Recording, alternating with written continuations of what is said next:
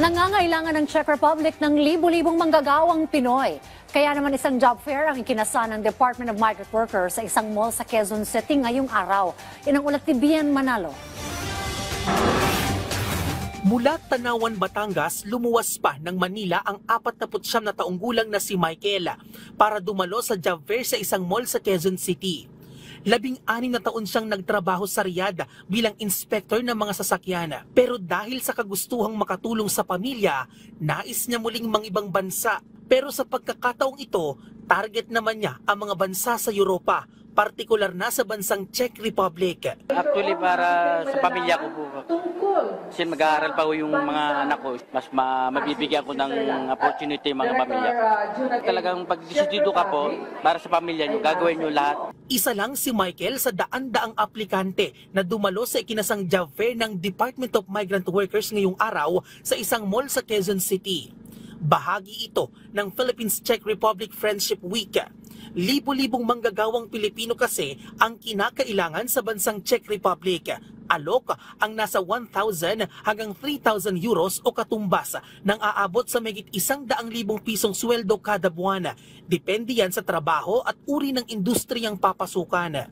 Ilan sa kinakailangan ng Czech Republic ang healthcare workers, IT workers, food and manufacturing staff, transportation staff, factory workers, manggagawa sa hotel and tourism at skilled workers. Nasa 8 Philippine recruitment agencies na accredited ng Czech employers ang lumahok sa job fair. Ayon sa DMW, tinatayang aabot na sa 11,000 Pilipino ang kasalukuyang naninirahan at nagtatrabaho sa Czech Republic. This event highlights Philippines-Czech Republic relations, bilateral labor relations, specifically in terms of the friendship and the harmony and the good relations that is manifested, reflected by our OFWs and their Czech employers. Bukod sa job fair, hatid din ng ahensya ang pre-employment orientation seminar at anti-illegal recruitment and trafficking in persons program.